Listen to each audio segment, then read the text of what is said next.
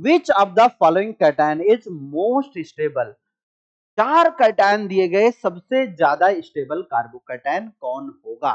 तो कार्बोकैटायन की स्टेबिलिटी के लिए कौन कौन से फैक्टर वर्क करते हैं, एक बार कार्बोकैटायन की स्टेबिलिटी के लिए अफेक्टिंग फैक्टर या फैक्टर जो वर्क कर रहे होते हैं वो ध्यान रखो। Electron donor group, directly proportional to electron donor group, inversely proportional to electron withdrawing group।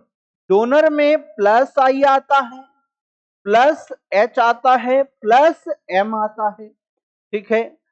Withdrawing में माइनस आई आता है, माइनस एच आता है, माइनस एम आता है। ये 3 इफेक्ट तो बढ़ाते हैं और ये 3 इफेक्ट घटाते हैं, ठीक है। सबसे ज्यादा इफेक्टिव है मेजोमेरिक, जो कि रेजोनेंस से डेवलप होता है, मेजोमेरिक, ठीक है। फिर है हाइपर कॉन्जुगेशन और फिर आता है इंडक्टिव इफेक्ट।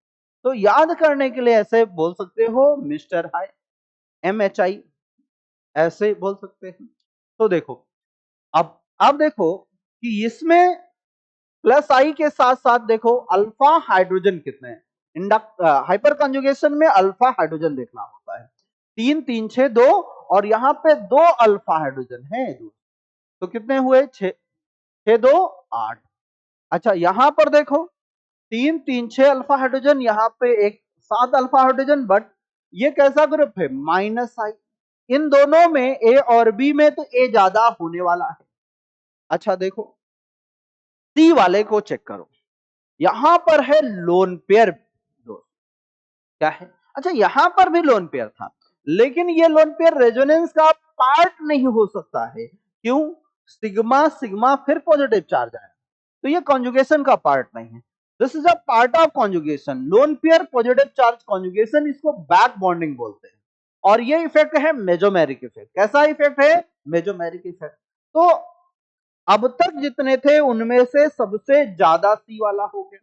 डी वाले को चेक कर लो, अल्फा हाइड्रोजन 3 3 6 2 8 और ये माइनस आई का काम कर रहा है, लेकिन इससे दूर हो गया। तो अब अगर मैं स्टेबिलिटी की बात करूं तो सबसे ज्यादा सी है, फिर इसके बाद ए है, ए के बाद डी है, डी के बाद बी है। तो आंसर क्या आ गया, C. Which of the following cation is most stable, तो सी वाला, ड्यू टू बैक बॉन्डिंग। इसका एक रेजोनेटिंग स्ट्रक्चर भी बना होगा। देखो रेजोनेटिंग स्ट्रक्चर क्या, डबल बॉन्ड CH3 CH3 और पॉजिटिव चार्ज यहां पे। इस रेजोनेटिंग स्ट्रक्चर में देखो, इसमें इसके पास 6 इलेक्ट्रॉन थे और यहां पर जब पॉजिटिव चार्ज आ गया, एक पाई बॉन्ड बन गया, ऑक्टेट सभी एटम के कंप्लीट हो गए, ठीक है। तो स्टेबिलिटी ज्यादा होगी कि नहीं, बैक बॉन्डिंग रेजोनेंस हो गया।